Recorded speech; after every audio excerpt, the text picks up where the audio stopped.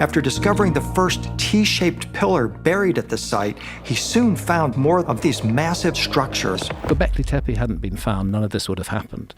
But it's led to a widespread interest in the whole area. So while excavation may have stopped at Göbekli Tepe or may have slowed down, it is continuing elsewhere. It started with fire scars first. That's what the 2025 scans picked up. Heat fractures running clean through limestone, like the stone had been shocked on purpose. Then the cuts show up, straight, tight, almost surgical, carved into pillars weighing up to 65 tons. And suddenly, the old story falls apart. This wasn't slow trial and error. This was skill, fully formed, which raises an uncomfortable question right away. If nobody was learning yet, who already knew? The impossible pillars exposed. A part of history since the 9600s BCE. That's about 11,600 years ago. To put that in perspective, when the Great Pyramid was being built, Göbekli Tepe was already 7,000 years old. It's a timeline that honestly feels broken. For a long time, we looked at these massive T-shaped pillars and saw them as primitive art, maybe a bit more sophisticated than we expected. But then, the 3D scans happened, and suddenly, we weren't looking at art anymore. We were looking at a massive, industrial-level engineering problem. We're talking about more than 200 pillars scattered across the site. Most weigh between 10 and 20 tons. Oversized monolithic pillars, weighing up to 20 tons, and reaching heights of over 2 stories. But if you head over to Quarry QP47, you'll find the real monster. There's an unfinished pillar still attached to the bedrock that would have weighed 65 tons. Now think about that for a second. This is a society that hadn't invented the wheel,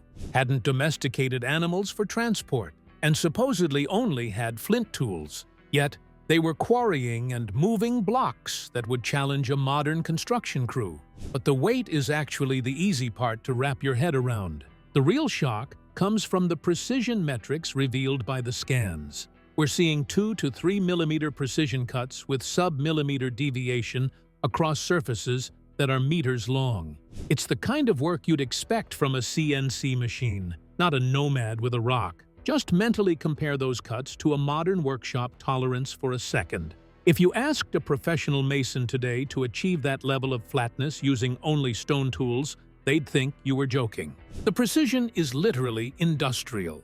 And get this, there is no obvious precedent for it. Usually, history shows us a learning curve where work starts out rough and gets better over the centuries. But at Göbekli Tepe, the oldest layers are the most perfect. To see the site of Göbekli Tepe, it's been in the news for such a long time, and it really is a truly spectacular site. There's no long experimental phase visible in archaeology. It's as if this high-level stoneworking just appeared out of nowhere, fully formed and perfect. It's an uncomfortable truth for archaeologists because it exceeds everything we thought we knew about what a hunter-gatherer could do. We've been taught they were just scraping by, but the data says they were master engineers with no clear ancestors.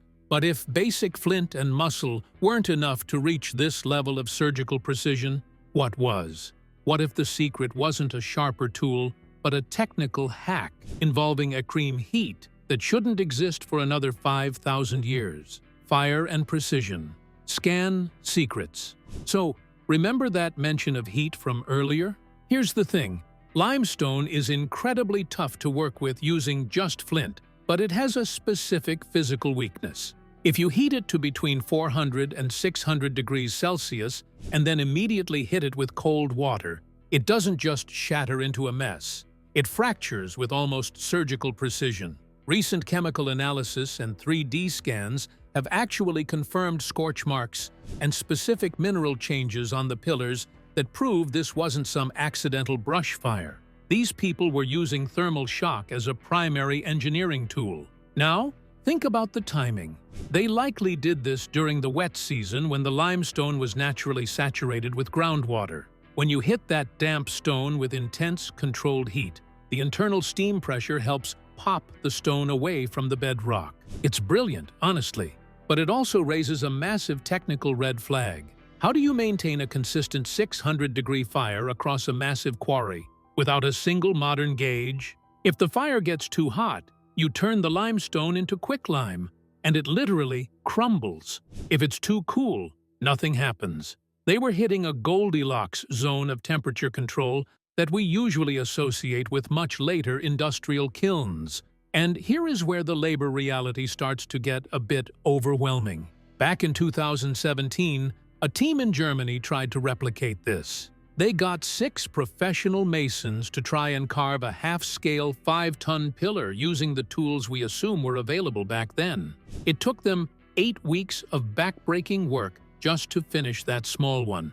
Now, do the math. When you scale that up to a full-size 20-ton or even a 60-ton pillar, and add those incredibly deep, high-relief carvings of scorpions and foxes. One of the most famous carvings of Göbekli Tepe is a famous depiction of one of the foxes. But it also shows a large relief of a scorpion. You're looking at 18 to 24 months of non-stop work for a single pillar. Now remember, there are over 200 of these pillars at Göbekli Tepe.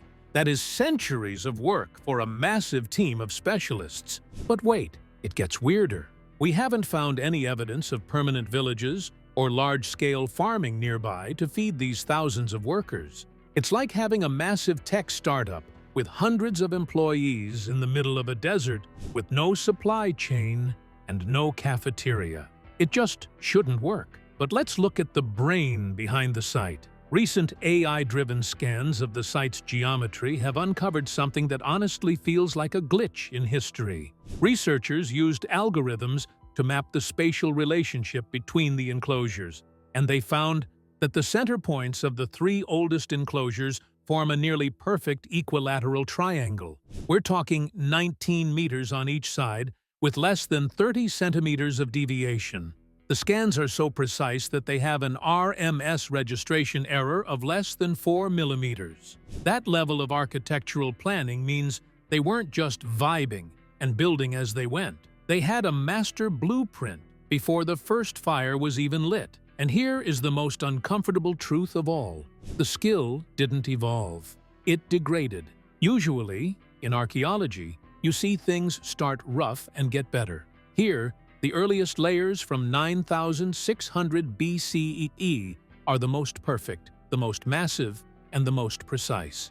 As you move forward in time, the pillars get smaller, the carvings get cruder, and the geometry falls apart. It's as if they arrived with a fully formed, lost tech package, maybe shared with nearby sites like Karahan Tepe, and then slowly lost the ability to execute it. Think about that for a second. Could our ancestors really nail 600 degrees Celsius and perfect equilateral triangles without thermometers or compasses? If you've seen any proof of how that's possible with basic tools, I'd love to hear it. Because right now, the data is screaming that we're missing a huge part of the story. We've figured out how they mastered the carving, but that's only half the problem. Because mastering the stone is one thing, but moving a 50-ton block over 2 kilometers of rugged, broken terrain without scratching those delicate, deep reliefs? That's where physics starts to completely revolt against the narrative.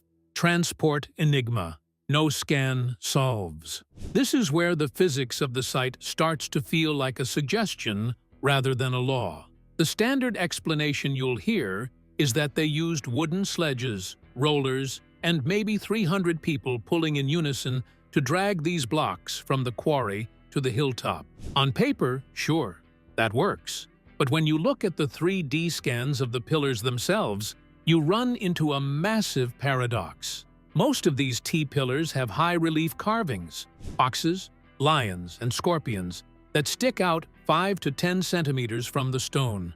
They're incredibly delicate. If you're dragging a 20-ton or 50-ton block over 2 kilometers of rugged, rocky terrain, how is it possible that these reliefs arrived in pristine condition? There isn't a single oops mark. No gouges, no deep scratches from a slipping rope, nothing. Modern experiments with replicas have shown that even with the best equipment, stone tools and rough rigging leave marks almost immediately. Yet here, the execution is totally flawless. And then there's the sheer awkwardness of the T-shape itself. It's not a uniform block. The top crossbar is massive, weighing maybe 10 or 15 tons on its own, which makes the whole thing insanely top-heavy. If that thing tips while you're moving it, it's not just a delay, it's a catastrophe. And get this, the base of these pillars is meant to fit into a conical socket in the floor that's only about 60 centimeters deep.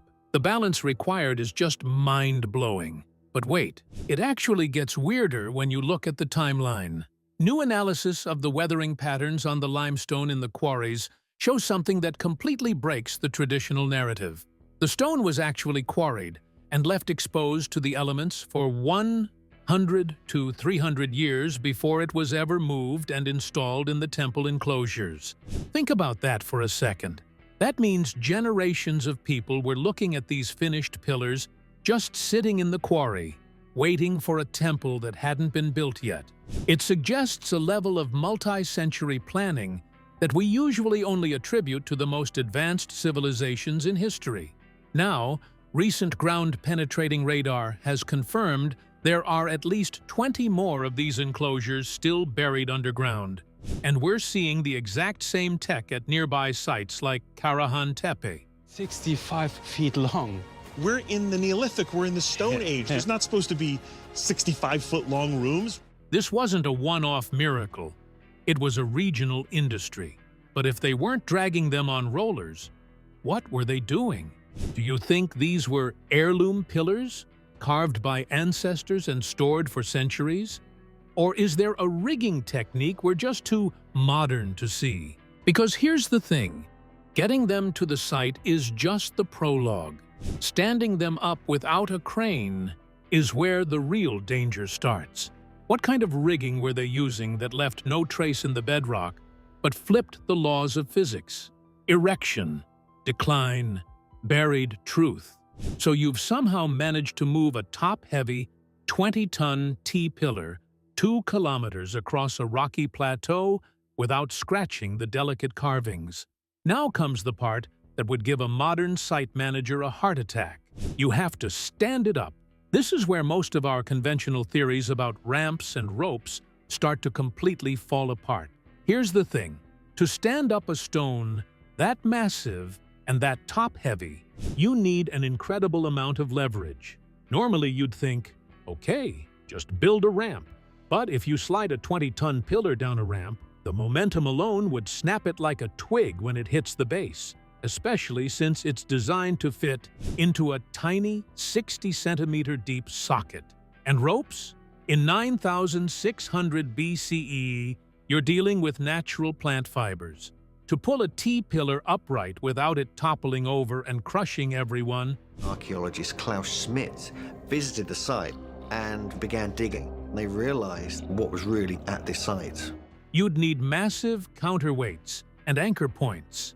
But when we look at the bedrock around these enclosures, those anchors just aren't there. There are no deep post holes for heavy wooden cranes, and no evidence of the kind of rigging that physics says you'd absolutely need. It's as if they had a way to manipulate weight that we just don't understand yet. And get this, the pillars aren't just blocks of stone. When you look closely at the scans, you realize they're actually anatomical composites. They have arms carved in relief on the sides, with hands meeting at the front, over a belt and a loincloth. These are stylized humans, but without faces. Recent studies, like that case study on Building F, show just how sophisticated this imagery was. We're talking about a highly developed symbolic tradition that seemingly appeared out of nowhere. But then, the story takes a turn that is honestly pretty depressing for an engineer. Usually, as a civilization grows, its tech gets better. You go from mud huts to skyscrapers. But at Göbekli Tepe, it's the exact opposite. The oldest layers, the ones from the very beginning, are the absolute peak of perfection. As you move into the later layers, the pillars get smaller, the carvings get cruder, and the precision just vanishes. It's a total technical regression. Now, we're realizing this wasn't just one isolated site. We're looking at a whole network called Tash Tepler, with sites like Karahan Tepe showing similar lost tech. Ground-penetrating radar has recently revealed over 20 more enclosures still buried at Göbekli Tepe, some with pits as deep as 8 meters. And here is the most baffling part of the entire timeline. Within this hill, because there are human burials here, which is something that I don't believe they have found as of yet at Göbekli Tepe. Around 8,000 BCE, after centuries of work, they didn't just leave. They literally buried the entire site. They filled these massive enclosures with hundreds of tons of clean soil and refuse, essentially entombing the pillars while they were still in perfect condition. Now here's what I want to ask you. Why would a society spend centuries perfecting a craft only to let it degrade and then literally bury their masterpiece? Was this an inheritance they didn't fully understand how to maintain? Or was it an invention they decided was too dangerous to leave exposed? Personally, the inheritance theory is starting to look a lot more likely when you see that early peak. Think about that for a second. They didn't just walk away, they hid the evidence. And while the burial preserved the pillars for us to find today, it also buried the truth about who actually sparked this level of sophistication. We've seen how the pillars were shaped and how they were hauled, but that only sharpens the real problem. Legacy of forgotten builders. By the time you step back and look at the whole hill, Göbekli Tepe stops looking like a beginning. It starts looking like a survivor. 200-plus pillars, each one demanding months or years of skilled labor, spread across multiple enclosures, all built before farming, before pottery, before villages, and not one nearby settlement was big enough to explain how this machine kept running. Here's the thing that refuses to fit. A project on this scale doesn't live off enthusiasm. It lives off logistics. People need to eat every single day while they're carving, hauling, lifting, and repairing mistakes they can't afford to make. But the archaeological record around Göbekli Tepe doesn't show permanent housing, storage pits, or domestic infrastructure. What it does show is feasting. Massive quantities of animal bones, short-term gatherings, seasonal surges of people coming together, eating hard, working intensely, then dispersing again. That kind of economy works for rituals. It works for monuments that rise once. It does not work for centuries of continuous specialist labor unless the skills already exist and the process is already understood. And that's the pattern the scans keep pointing to. This wasn't a community inventing stone engineering from scratch. This was a community sustaining something they inherited. Modern experiments quietly underline the problem. Teams today, with safety gear, documentation, and planning, struggle to replicate even one pillar at full scale. The time estimates balloon. The margins for error shrink. Transport scratches appear almost immediately. And yet, Göbekli Tepe delivered more than 200 of these, many with complex reliefs, all standing long enough to be deliberately buried intact. The scale doesn't just challenge hunter-gatherers, it challenges us. Now zoom out beyond the hill. Göbekli Tepe isn't alone. Karahan Tepe shows similar carving logic. Harabesh Tepe fits the same pattern. Sayburç echoes the same symbolic language. This isn't a lone flash of genius, it's a network. What archaeologists now call the Taş Tepeler culture, spread across the region. Different sites, different layouts, but the same underlying confidence in stone, geometry, and planning. That only happens when knowledge moves between places. And here's where it gets uncomfortable again. The 2025 scans didn't just confirm techniques.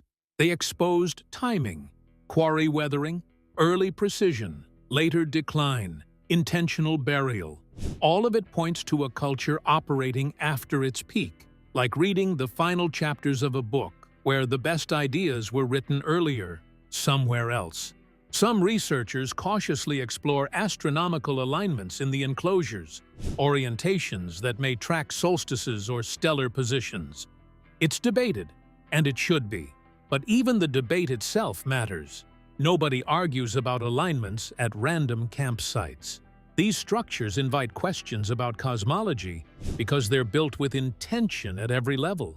So when people say Göbekli Tepe rewrites the origin of civilization, that's actually underselling it. What it really does is fracture the timeline. It suggests that organized knowledge, specialist labor, and symbolic architecture didn't slowly crawl out of farming villages after the Ice Age. They were already here, operating at scale, before the climate stabilized. Think about that for a second. The Ice Age is ending. Sea levels are rising, changing fast. And instead of seeing the birth of complexity, we might be watching its retreat. An older network fading, its techniques preserved for a time, then sealed under tons of earth as conditions shift and memories thin out. So let me ask you something, not as a trick, just honestly.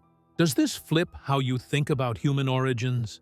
Is the most shocking part the precision, the fire, the labor, or the possibility that we're looking at the end of a story, not the start? Because Göbekli Tepe doesn't behave like a first attempt. First attempts are messy. They leave debris, experiments, and abandoned failures. What we see instead is confidence, repetition, and finally, closure. Stone doesn't lie. It remembers pressure, heat, and time. And what these pillars seem to remember is a world that knew how to do this already, and then quietly disappeared, leaving only echoes carved into limestone. And once you see Göbekli Tepe that way, the real shock isn't what they built, it's what we no longer see. The scans finally show how the pillars were shaped by fire, precision, and planning far beyond expectations. But transport, erection, and timing still don't add up. Tell us, what are your thoughts on Göbekli Tepe?